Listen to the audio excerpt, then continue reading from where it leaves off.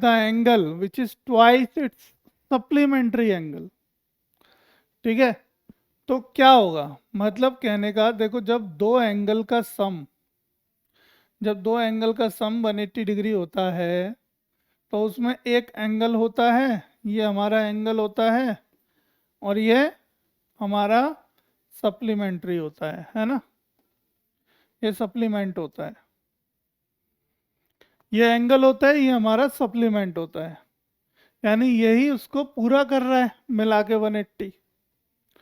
तो ये क्या कह रहा है question, the angle which is twice, ये एंगल जो है ट्वाइस है, किसका, इसका, इसका ट्वाइस है भैया, इसका ट्वाइस है।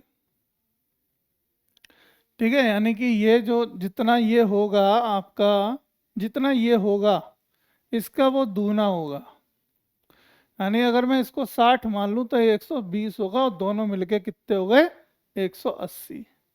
मुझे उत्तर भी मिल गया, देखो 120 आएगा मेरे हिसाब से शायद, है ना, इतना ही आना चाहिए। और देखते हैं इसको करने का सही तरीका क्या होगा बेटा, है ना। हम क्या जानते हैं, सप्लीमेंट्री एंगल्स के दोनों एंगल्स का सम हमारा 180 के डिग्री के बराबर होता है। ठीक, तो वैसा ही मानते हैं, देखो हमने क्या बोला कि angle 1 plus angle 2, let angles be angle 1 and angle 2, या ऐसा नहीं मानते कि एंगल 1 प्लस एंगल 2 बराबर 180 डिग्री होगा, है ना, इन दोनों दो एंगल्स का सम हमें 180 डिग्री के बराबर होता है, तब वो सप्लीमेंट्री एंगल कहलाता है। तो यहाँ पे बेसिकली ये हमारा एक एंगल होता है, और ये क्या होता है, इसका सप्लीमेंट होता है।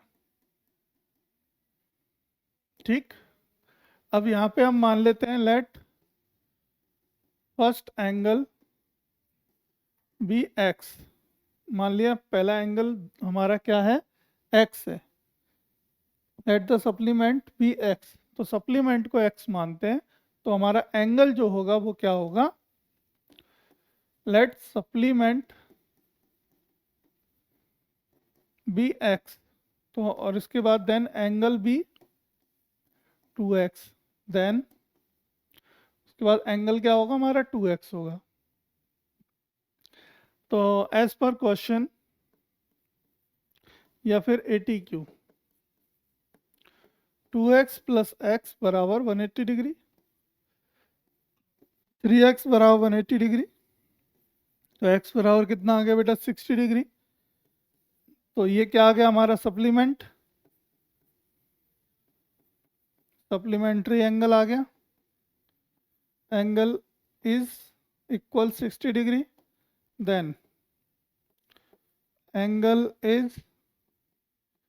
कितना है, 2x है, तो मतलब 2 गुणे 60 मतलब कितना हो गया, 120। तो 120 हमारा सही आंसर आ गया, 120, तो ऑप्शन नंबर बी सही हो गया, वही मैंने बताया था आपको, है ना।